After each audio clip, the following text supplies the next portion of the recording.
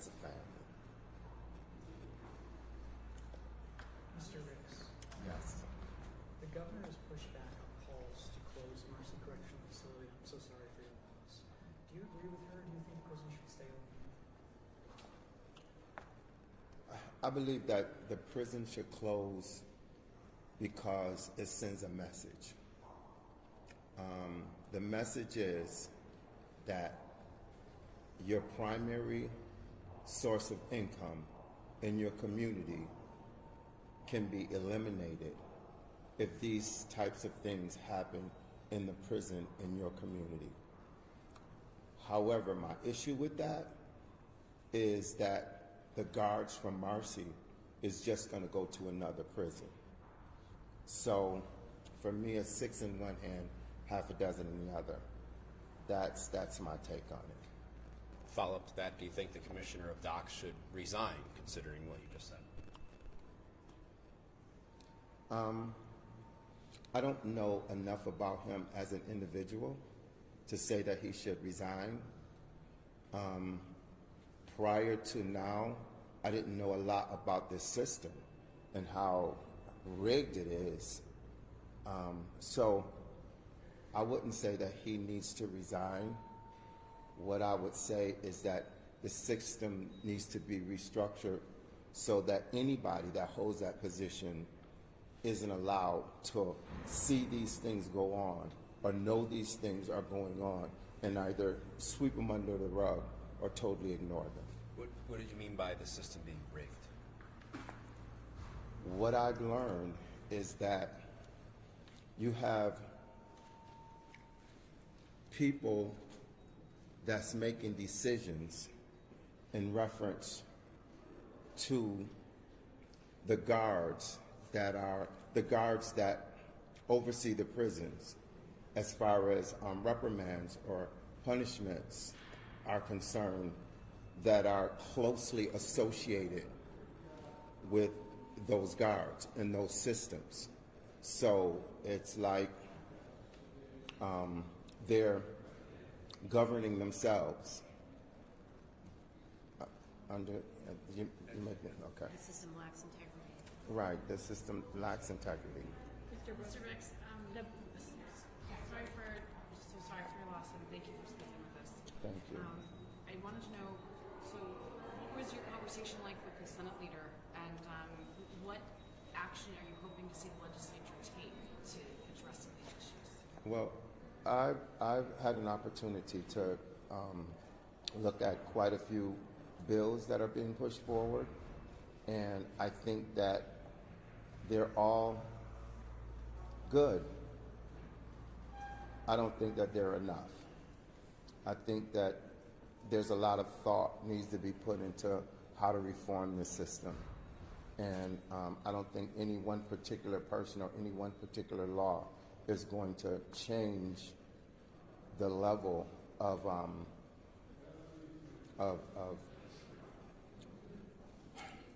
I don't even know what to call it, because when I think about it, what I think is evil. So is there something,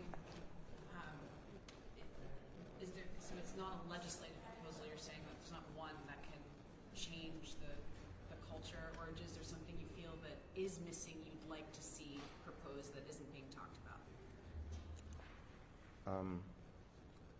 One of the things on a personal level, because I've heard a lot of different legislations and a lot of different law changes proposals, one of the things that I would like to see happen on a personal level is that when something happens to a prisoner, at least when they die or they meet their demise in prison, that individual isn't, that individualist stuff is covered up by the actions of the people that do the autopsy. From what I see is that it's just a lot of people doing a lot of things that isn't in the best interest of the prisoners, and that isn't bringing the information that needs to come out to the public. There's still no charges either. something you have to, your reaction to how long this is taking?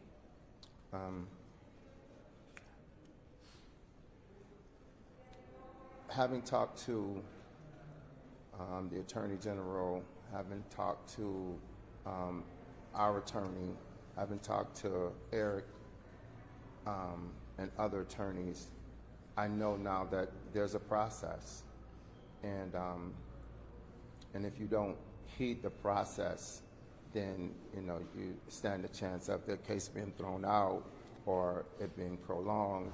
So I think that there's a process.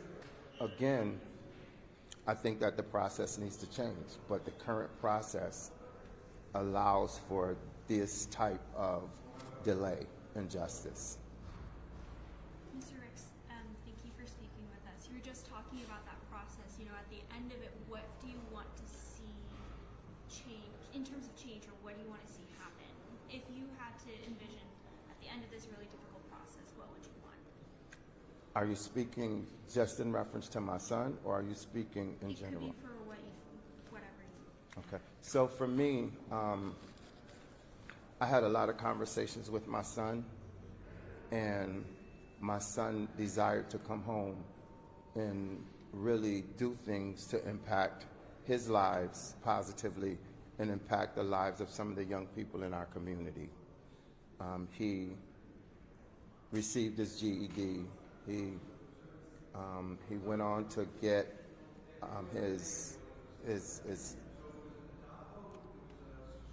he went on to do horticulture classes. He went on to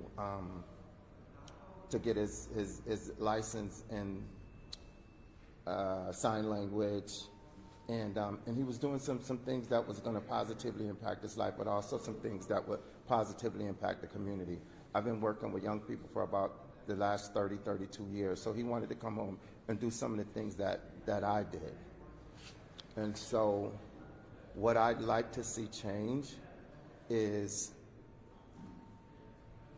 the people that are sentenced to prison, that they come home and they get a chance to be the best people that they're capable of being, that they go to prison and they come out better, that they don't come out in body bags, they don't come out maimed, they don't come out emotionally worse off than they was when they went in. So I believe that that's going to seeing this on video.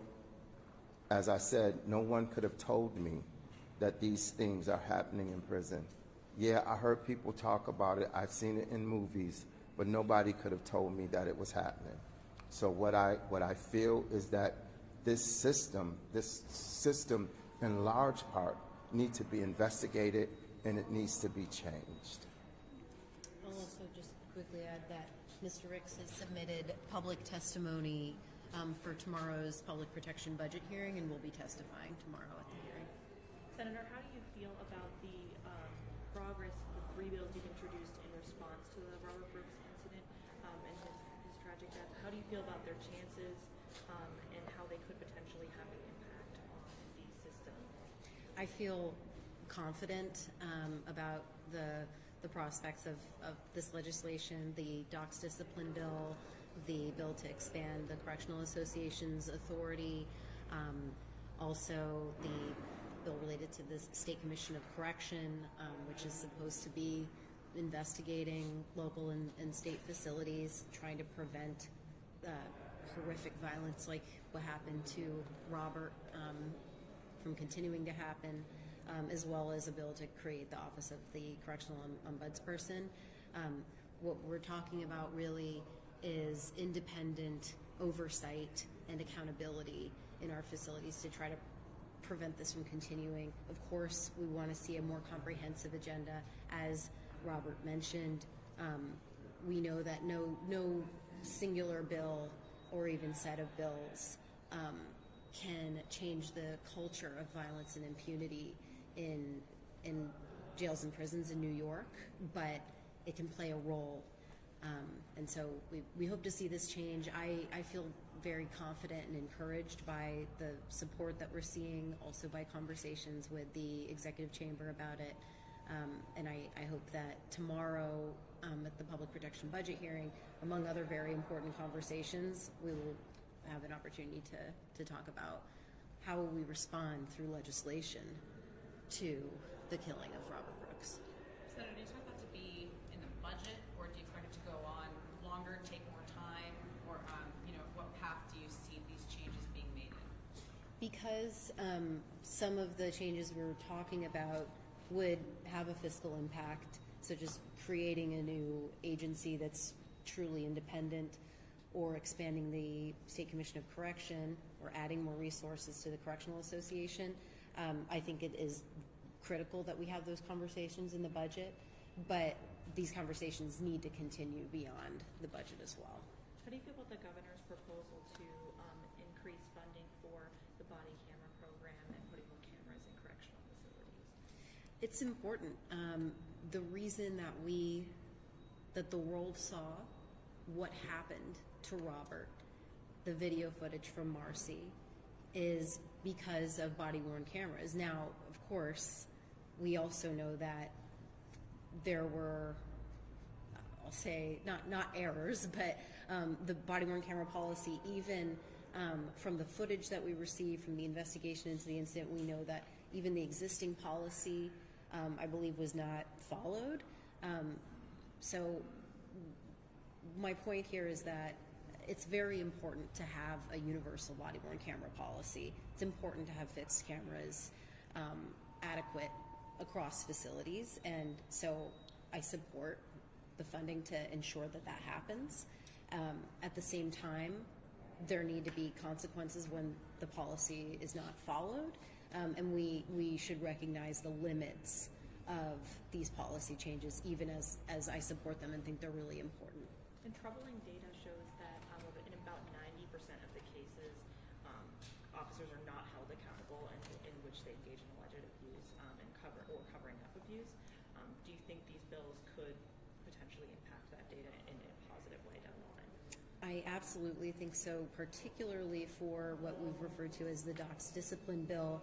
The existing process in DOCS, if an officer or staff is accused of use of force, violation, violence, misconduct, is they go through a disciplinary process, which is appropriate, right, when somebody is accused of something serious, that there is due process. However, in the current process, it ultimately is up to an arbitrator who is in part selected by the correction unions, who they make the final determination about what the outcome is and discipline for an officer, and that existing process is what has resulted in what you just mentioned, that out of thousands of cases annually that where DOCS seeks discipline, a very tiny fraction of them actually result in officers being fired. We know that 3 of the officers who were directly involved in the killing of Robert Brooks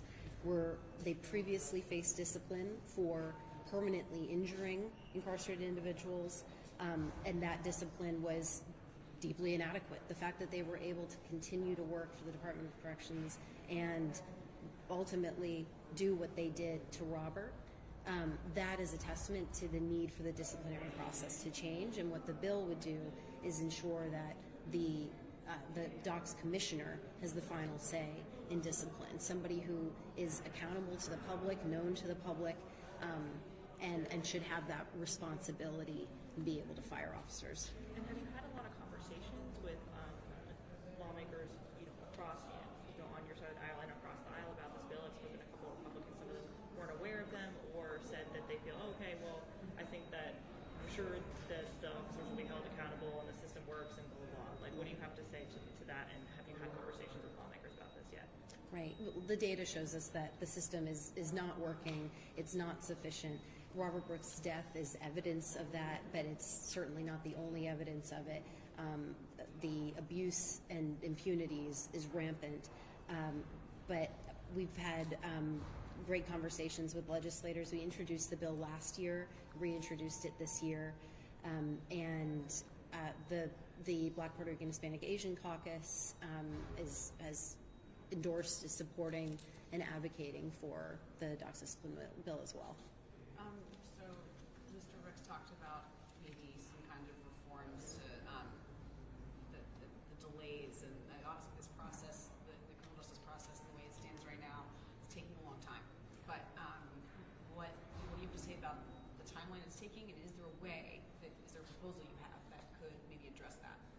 Yes, so while through policy we cannot make the Onondaga County DA's office move more quickly or bring specific charges, right? We can't do that. I will just say I'm dismayed by how long this process has taken. It's been over 2 months since Robert Brooks was killed, and arrests have not been made.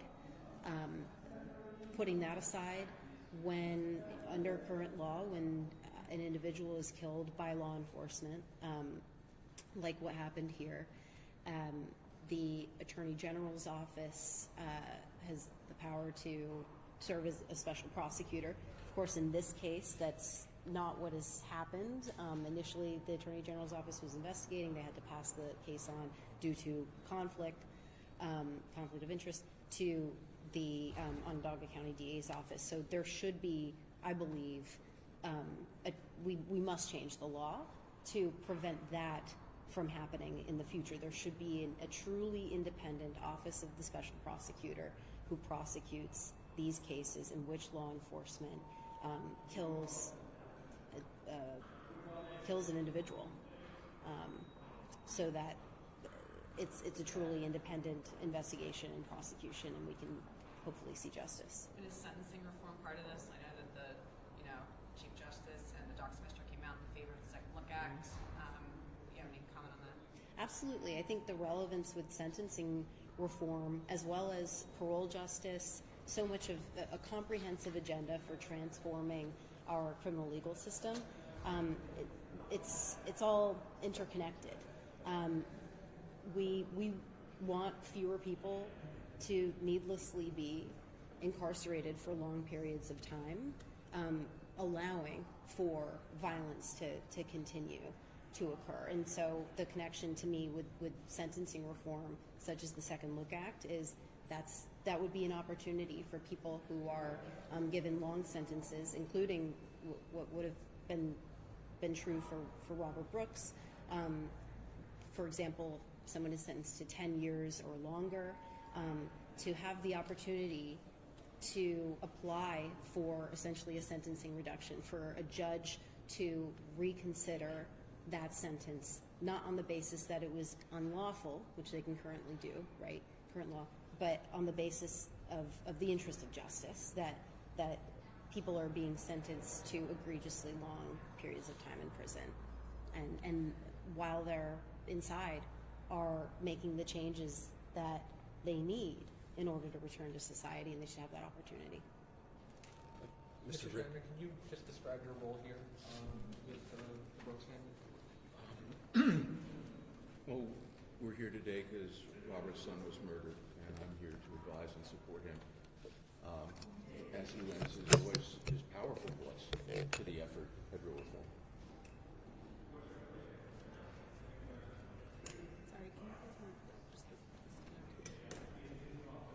Sorry, can you say that one more time? Just want to make sure you understand.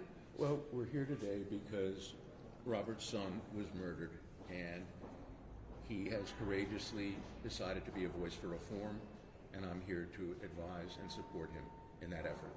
Has that been legal advice, strategic advice? Whatever he needs. And have you been in meetings with legislators as he's been here at the Capitol? I've been in some of the meetings, yes. Is this pro bono work, or are you? Yes, it is. Any, thoughts on some of the proposals, or maybe ways to make the system better, or as I talked about, like the length of the timeline it can take to do an investigation like this? I mean, really, I shouldn't be the story here. I'm here to support Robert. He will give testimony tomorrow about reforms that he supports, and I will stand with him on that. Mr. Schneider, you're obviously a senator and attorney general. What's it like coming back to the Capitol? And is that something you see yourself having an increasing presence in Albany for issues such as this or others? I've been doing well, laying low and working on projects, but when I connected with Robert, I decided that he was such an inspiration that it was worth me leaving the Upper West Side for the frozen reaches of Albany once again. How long have you been doing this pro bono work with Mr. Ricks? Oh, a few weeks, not long at all. How did it come about, can I ask? A mutual friend connected us. So the family was not connected before this tragedy, like to No. yours? Okay. No. Another question for Mr. Ricks, if you don't mind. What did it take for you to get here today? A lot of talk, but it's been 2 months. How did you get to this point where you're able to come and speak rather courageously? I think that it was destiny. To be honest, I think that it was destiny. I think that all of the work that I've done, working with young people, seeing how prison and poverty and just some of the things that take place in the African American community, it prepared me. That's how I connected. It's not as if my son didn't. He died at Marcy, but his story didn't begin in Marcy. So the experiences that African American youth go through in the impoverished community led to this situation. And I think the 32 years that I've been working with them and seeing the things that they go through, seeing the struggles that they have just on a daily basis, and seeing the overtaxed mothers and the overtaxed grandmothers and the absent fathers, and they're trying to make ends meet, trying to make $1 out of 15 cents, trying to just have some semblance of normalcy in their lives.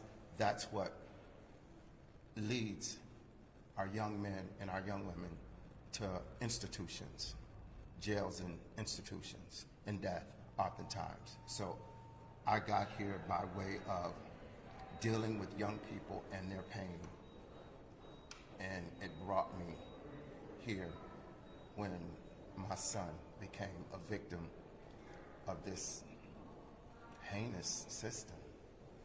It sounded, but you were talking earlier that he had turned some things around. Mm-hmm. You know, the GED, to taking these classes. What did it mean to you to see him take steps in the right track? That was the desire of my heart.